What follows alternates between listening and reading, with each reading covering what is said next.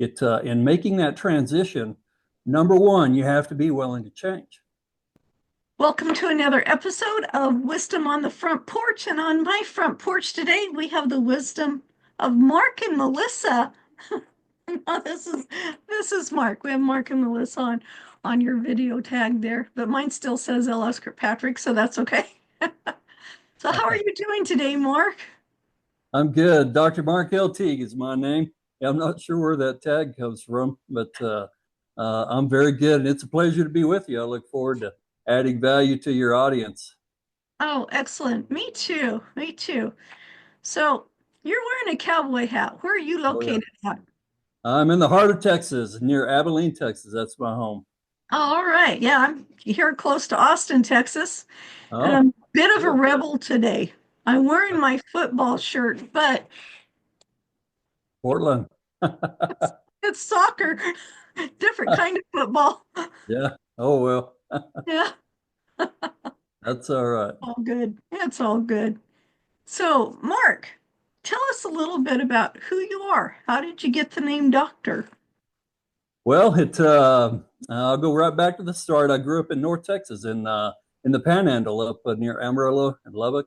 Bovina, Texas was my hometown. I grew up in a farm and ranch family, very traditional setting. Made our money growing crops and raising cattle, and that's what I knew for many years. My wife and I married in 1986, and the farm economy was very tough during that time. So we decided to make a change. We wanted to make our living doing something else. So I went to Oklahoma State University and earned a doctorate in ag economics. And I joined the banking industry. After that, I dropped the ag piece, but I kept the economics piece. I built a career through the banking and finance industry. And that was about 30 years of our life. We went around the country at different jobs. I wound up in Houston, Texas at a private equity venture. We finished that a couple of years ago, retired from there in July of 2020. And since then, I've written a book, A Working Man's Guide. And I learned some things in making that transition from the old fashioned traditional America to the modern corporate world. There were some things that I just could not help but notice that were quite important. And I started taking notes, and that became a book. And those principles are near and dear to me, and I love to talk about it. It's all about the American working class. That is a passion of mine. So, what is your doctorate in? Agricultural economics. I have Right. a bachelor's degree in ag business and economics from West Texas State in Canyon, Texas. And then I added on a doctorate in agricultural economics from Oklahoma State. Okay, great. And I have to apologize to my audience for those who aren't watching here on audio, or for those who are watching but have limited visibility. I'm wearing a sweatshirt from the Portland Timbers, who is the soccer team in Portland, Oregon. I've known the Timbers since 1975, and they've just kind of always been my favorite team. So I apologize for not stating right away what I was wearing. Um, wow, so that is really interesting. And I have to to turn this light off. I'm sorry. No problem. That light was just glaring in my eyes and washing out everything, but at least I want to see you. Let me try a different light and see if we can get it to a little bit better there. It's just glaring from the other side, but at least I can see you, and my audience can maybe see me a little better. I don't know.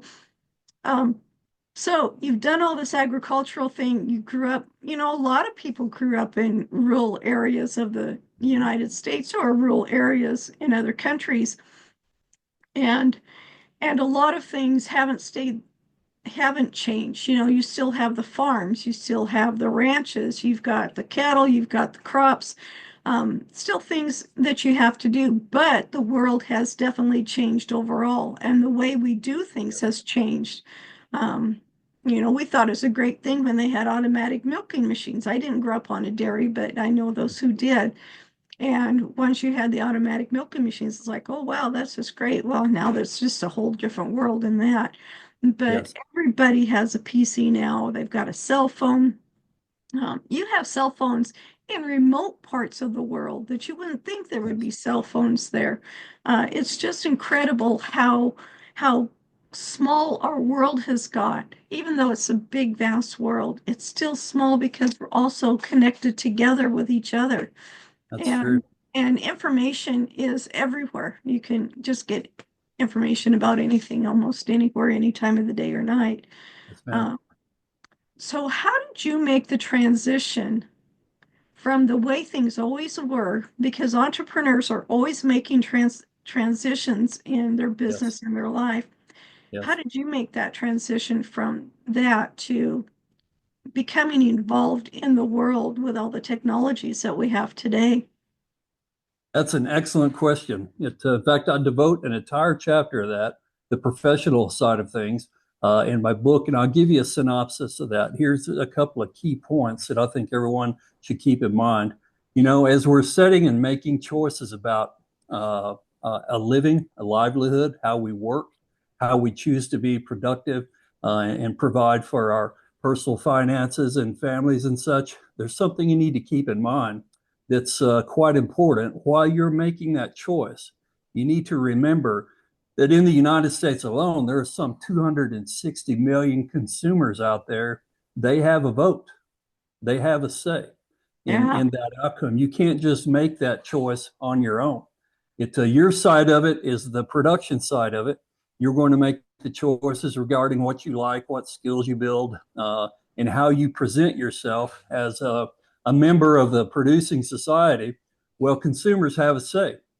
You want to pay close attention to that. And in essence, it was that cycle, that dynamic that took us down a very different path. In making that transition, number one, you have to be willing to change. You have to be willing to do things differently. And that's the key to a developed economy versus a stagnant economy. And in this chapter 6, where I map out professional realities, it's important to keep in mind history. Here's the second point that is very important for everyone to understand. That is where we stand today in our economy. It didn't just happen. It didn't just spring up. There is a massive history behind it. And you can basically break that down. If you look at the history of economic development, there's a phase and stage view that makes it crystal clear for us. You can look at all of humanity, and every developed economy, a successful, prosperous economy, has gone through basic phases. You start with the tribal nomadic phase. Thousands of years ago, for a very long time, that dominated humanity. If you want to eat, you hunt. You go hunt, you fish, you track it down. And then we moved into the agrarian phase with the intentional cultivation of crops that provided a more stable food supply. So now you get towns and cities and settlements, and then you get trade. Well, those two phases marked almost all of human history. Probably 99.8% of human history is marked by those two phases. And then in 1760, we get the Industrial Revolution. And that changes in a big way. But it's relatively recent. We're only talking 260 years since that point. And that introduced teamwork. So those first two phases in the labor force are dominated by individual effort.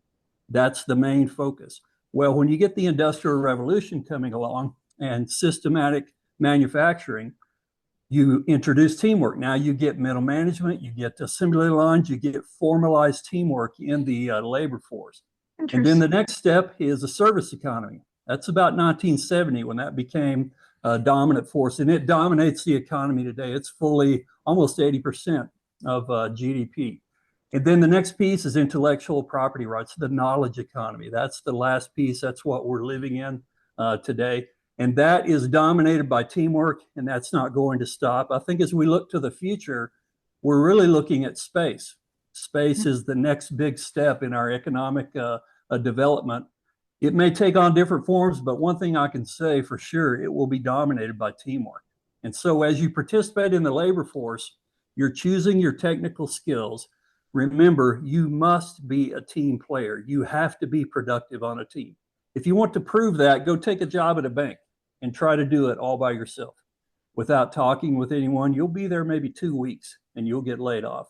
It is just teamwork is a fact of this modern world. You need to develop those skills along with the technical side of whatever you prefer and what you like. And then you have a pretty good chance at doing well. So that's the basic, is basically economic forces driven by the mass of human history and human experience.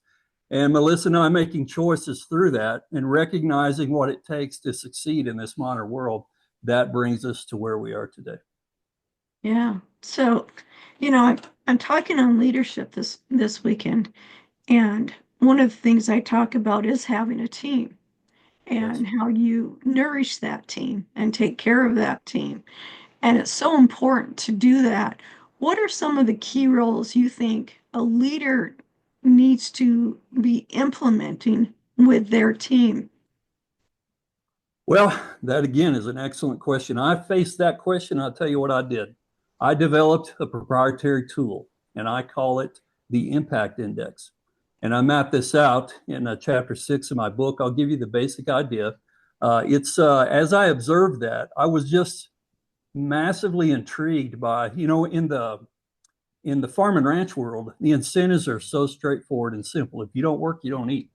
It's just very simple, very, very That's true. basic, and you can't get around it. If your work's not done and done with quality, you see it that day. There's Yeah. immediate feedback on performance. Well, you get into the corporate world, it isn't nearly that straightforward. You have all kinds of factors, political factors, cultural factors, preference, folks playing games, pulling stunts all the time. As I observed that, I realized I had to get those old fashioned principles embedded in this modern world, the modern mindset. I had to get that done. So I developed a framework and I applied it and I used it for years. I taught it to my managers that were under me. It's basically this. I finally named it the Impact Index, but here's what you do. You get two numbers on an employee. You need to evaluate them on two things, and then you create a ratio. And that ratio is basically this. You want to take ambition as a top number. You want to divide that by capability in the bottom number. So the top number is ambition. What do I want to do? What are my goals? What am I trying to achieve? That bottom number is capability. What can you actually get done?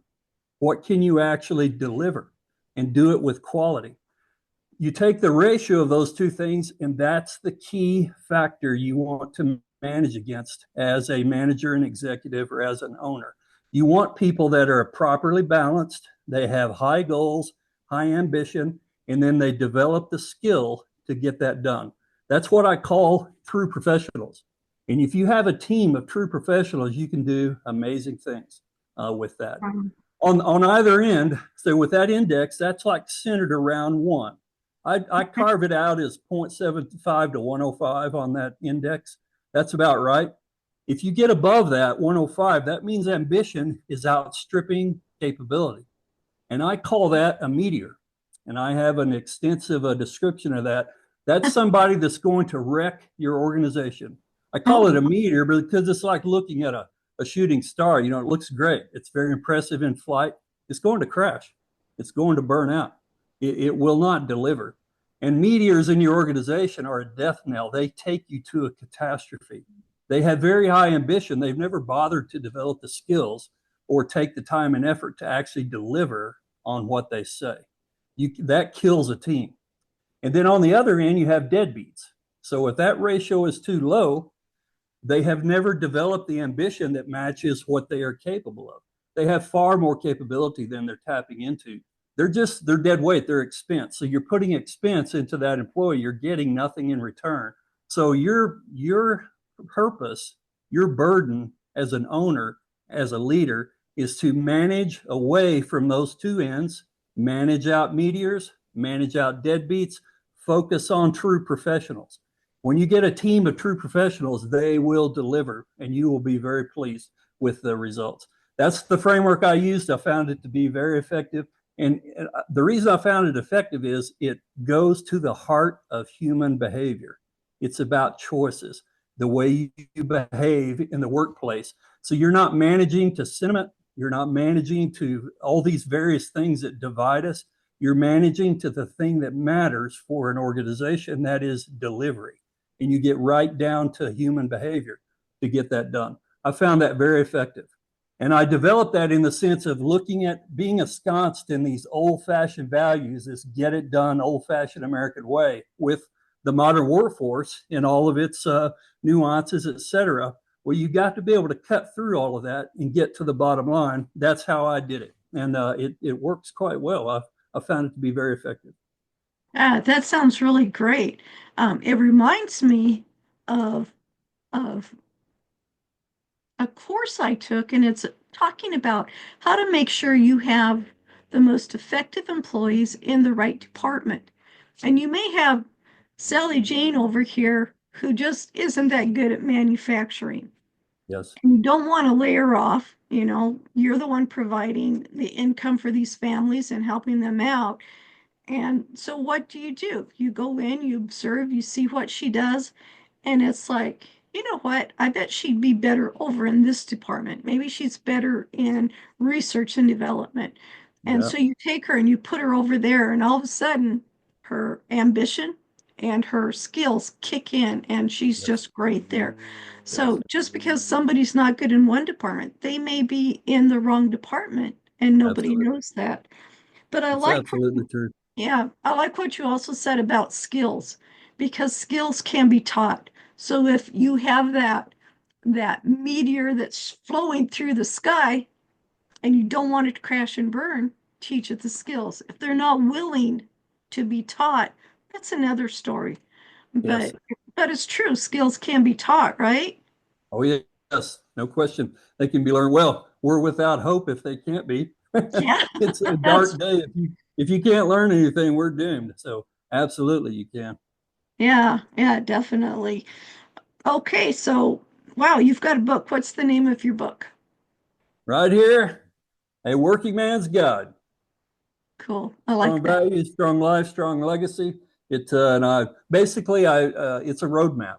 It's a roadmap to take the working class to success, to make it strong, keep us that way, to make it permanent. And it's a series of principles. So I take chapter one, which is the most important principle of all. That's problem solving.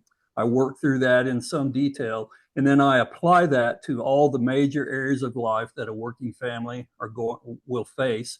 That's chapter two through chapter seven. Chapter six is the career professional side of it, which we've been discussing. Chapter Right. seven is public policy, how that affects working families, and how we need to gear it around working families. And that to me is the main point. America has always been a working class nation. We are that today, and we always will be. And I feel strongly that we should not use income when we define working class. It needs to be a literal definition. The working class is the class that is working, and leave it at that. And the truth is, it doesn't matter if you have a little bit and you're striving to grow that, or if you have a lot and you're trying to maintain it. The principles are the same. They're exactly the same. They work the same for all of us. That will be a breakthrough moment when we realize that and embrace that. And Melissa and I have lived that. We've had a little bit. We've been poor as church mice, and we've had a lot. We've had generous incomes. We've had very thin incomes. The principles we employed were the same in all through. Oh dear. We lost Mark for just a little bit. Let's see if we can get him back. There we go. Sorry, Mark, I lost you for a little bit there. Whoop, I Uh, think we're back. yeah, Did we lose some recording there? there we go. Yeah, it says it's still recording, but Okay. I I just hope heard we're you live. frozen. So maybe start at the working class again. Okay. Well, with the working class, that's a basic fact that it's a passion that drives me. It's a hard fact that I think we need to accept. America is a working class nation. It always has been. It always will be. And we need to accept that fact and build our culture and build our public policy around that. We will be much better off.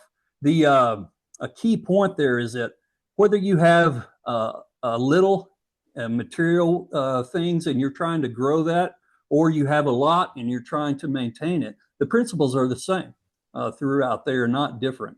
And that's a fundamental principle that if we all accept that, it makes the future much brighter. And then we can proceed down a path of development rather than a path of division and petty petty hatreds that we've been very good at developing in recent years. That does us no benefit whatsoever.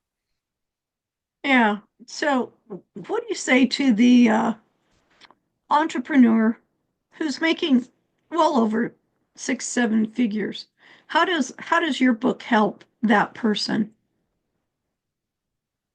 And that individual, that's about looking at the world around you and looking at it in terms of economic development, increasing quality of life for all around. What are the principles that drive that? There is one principle above all. There's something that you cannot sacrifice and continue to have prosperity, and that is secure private property rights. It's a must-have. You have to have that. If you don't have that, then we can't trade. We can't negotiate. We can't trade. We can't engage in commerce if we don't know what is ours. So that person that is in that position of wealth, they have developed a great deal of income. Think about saving, investment, and development and philanthropy. Turn your attention toward that. Now you're extending true, honest development to everyone around you. Start another company, invest in one, build one. That creates wealth, that creates opportunity, that creates jobs. That commerce is the future of mankind. So if you look at that economic development pathway, you go from tribal nomadic to agrarian to industrial revolution to service economy to knowledge economy. And then what goes next? There are groups out there that would like to push us back up that ladder. They think we need to go in reverse. That's a disaster. It, Hmm. it never works. Think of Pol Pot in Cambodia in the 1970s. You know, the Khmer Rouge, their goal was year zero, take everyone back to that agrarian, tribal nomadic framework. Well, what they did was kill about 2.5 million of their fellow countrymen and destroy an entire generation and culture. And that's what you see unless you accept the realities of economic development. So that person in a place of wealth, I would say you now have an obligation to continue on that path of economic development. That is the only way to increase the quality of life for everyone around you. It's a furtherance of private property rights. It's a furtherance of investment. It's a furtherance of jobs and opportunity. That's how it gets done. If someone out there would think, it's the government's job to do that, that's an abysmal failure. There is no bureaucrat out there that you can trust to. First of all, there are two things that a government should never do. One is create products, and two, set price. They are incapable of doing either one. They don't have the information. They don't have the expertise. They can't keep up with the market. It's impossible. So you need to take that completely out of government. Government has no place in creating, designing products and setting price. That is strictly market activity.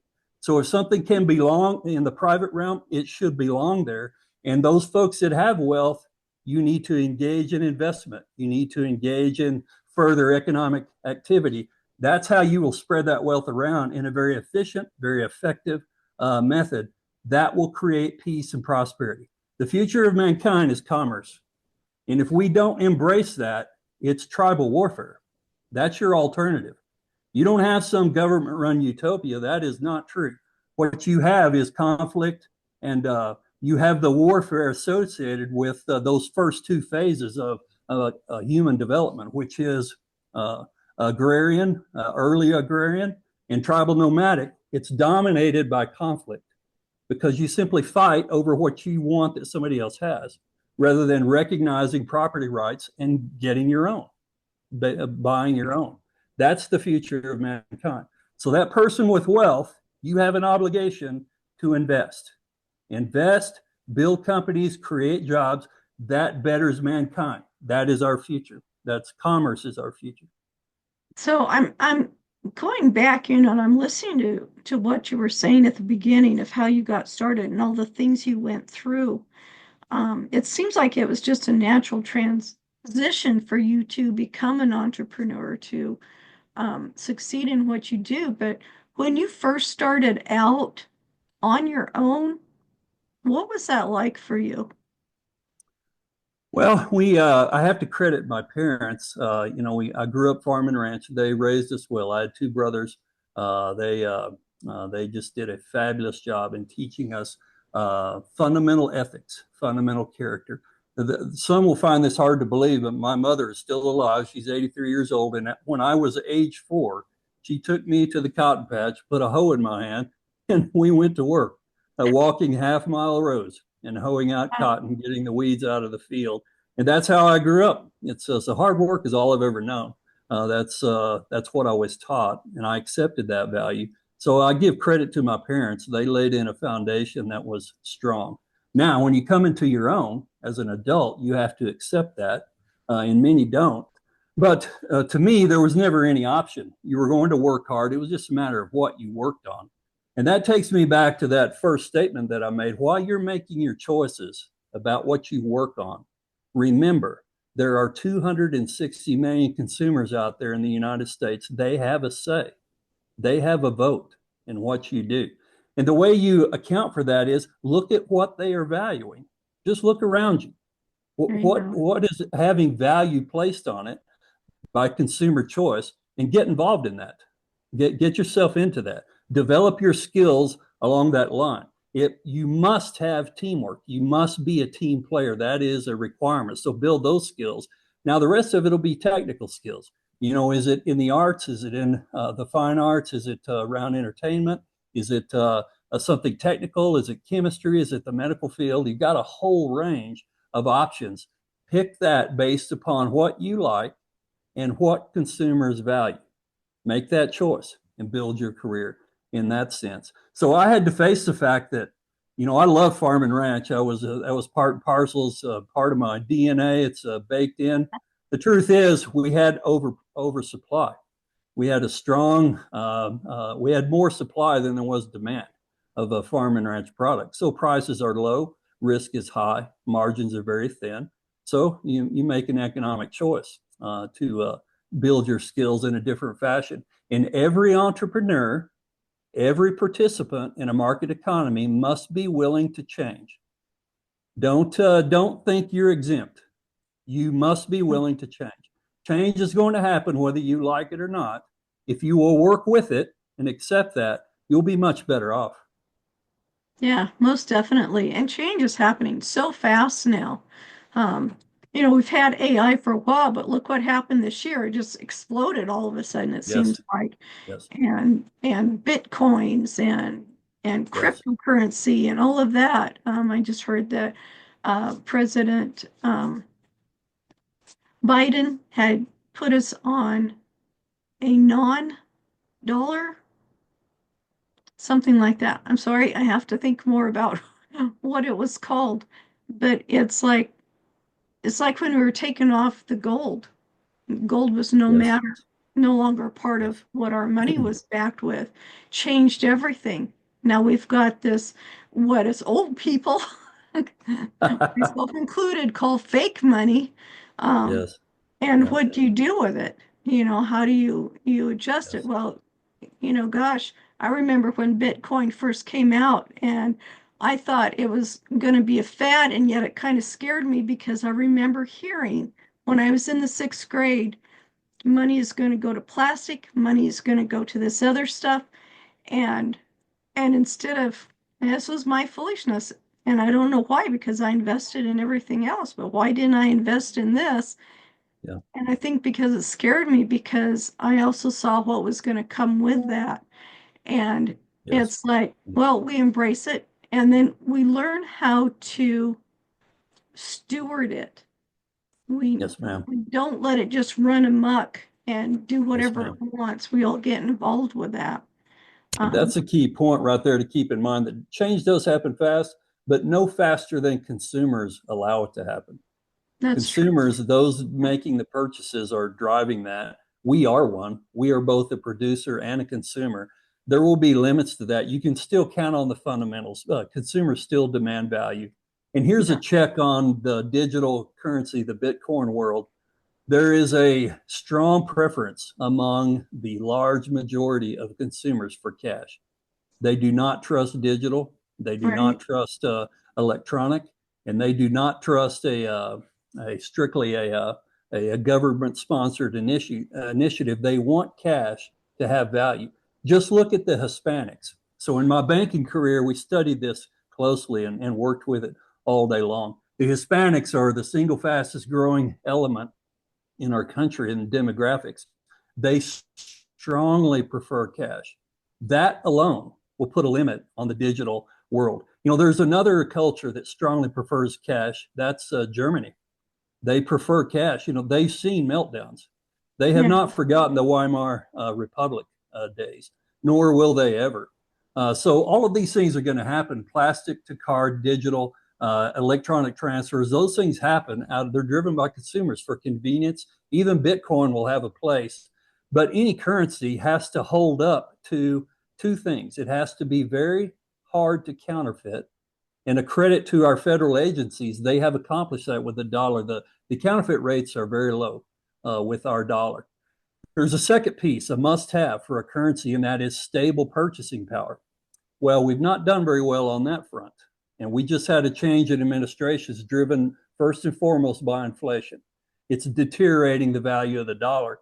Well, that gave me a lot of encouragement, because that tells me there's a deep awareness in the American public that inflation matters. We must have a stable currency, a currency that has stable purchasing power. Those are the two things you must have. Well, if Bitcoin's going to take over, it has to meet that demand as well. And when it comes to stable purchasing power, its history is abysmal. It's not good at all. It has a long ways to go before it achieves that. The dollar is way ahead of it, way ahead of it. And we're not that far from sound policy that maintains stable purchasing power for a very long time. And I go into this in detail in chapter 7 in my book. That's the public policy piece. A viable currency is an important part of economic development. The government has done well on half of it, which is low counterfeit rates. We're not so good on the second half, which is stable purchasing power, but we're getting better. If you look at rates of inflation over time, it's getting better. You look at the sensitivity of the population toward it, that's very high and growing. And that's a very good thing for our country and for the world. I think the dollar is going to be as strong as it's ever been and grow in strength, because we're going to stop tolerating policies that erode the value of our currency. That benefits no one. Nobody is better off when that takes place. Yeah, yeah. I didn't quite understand years ago about the value of money of the United States and other places until I got involved in that. And then it's like, wow, I can go to Canada and my money is worth so much more there. Yes. I lived by Yep. the border, so that's why I was there. And then when I Yep. traveled overseas, it's like, at the time it was kind of the euro and the dollar were close to the same.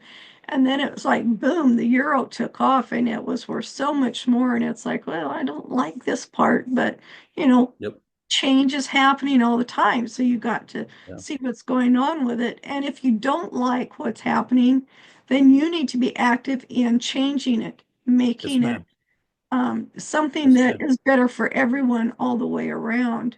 Yes, ma'am. Uh, yeah, which is what And you that do. takes me, the main point, and the main point of my chapter 7 is there is a single threat to American culture, to every citizen. The single largest threat is not foreign, it's not jihad, it's not China, it's not Russia, it is the national debt.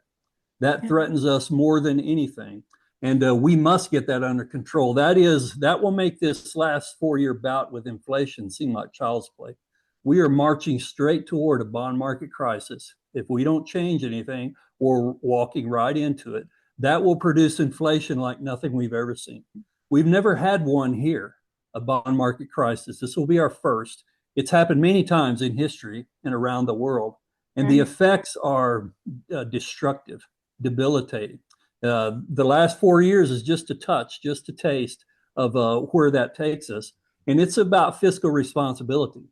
With excess government spending, you are eroding your currency, you are creating inflation, and it can reach a critical mass through the bond markets. So hopefully we see a break. I kind of think we will in public opinion. We've had gridlock for a while now. The left looks at the national debt and says, let it run. It will drive a tax increase, which they think we need. The right says, well, let it run. It will drive cuts in spending, which is what we need. Well, you've basically had a game of chicken up to now. But I'll tell you, what's going to wipe that slate clean will be the bond traders. Ultimately, they will have the final say. And they'll say, okay, the bill's due. I'm not quite sure what's happened. I know we've had a lot of storms here in Central Texas today. Yesterday, my internet was just wiped out completely. They were working on the towers. I don't know if there's something with the towers. But let's see if we can get Mark to come back. Lost you again there, Mark, for a little bit. You were I just noticed the glitch. Yeah. sorry about that. Yeah, so what can we as entrepreneurs, what should we be looking for? What should we be preparing for and preparing our clients and customers for? Yes. I'll tell you the most important thing that we can all do, entrepreneurs, employees, all citizens, is put public servants on notice that the national debt must be brought under control. It is out of control. It is the single largest threat to our way of life, to the American culture, and it affects every citizen. So, as I was saying before, that this bout with inflation we've seen the last 4 years, that's child's play. That's just a drop in the bucket compared to what a barn market crisis creates. The effect is the same. It's inflation, but it's far worse.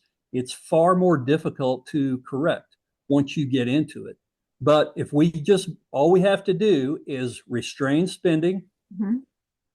and we can outgrow the national debt. We can bring it back down to sensible levels. It's simply a choice. So that's a choice that every citizen and entrepreneurs have an obligation to lead. An entrepreneur is by definition a leader. If you're not a leader, you wouldn't be an entrepreneur. So you need to understand the importance of that public policy piece. The national debt is out of control, and it must be brought under control. If we do so, there's really no end to the prosperity we can achieve in this American way of life. It can go on forever to a very high level. We can increase qualities of life. In economics, you can boil it all down to one number: monthly or annual household incomes adjusted for inflation. That is the single number that matters. You can just look at that number and you can track quality of life. If the purchasing power of the household is increasing on a regular basis, we have peace, we have prosperity, we have harmony, we have people achieving their goals, getting done what they want.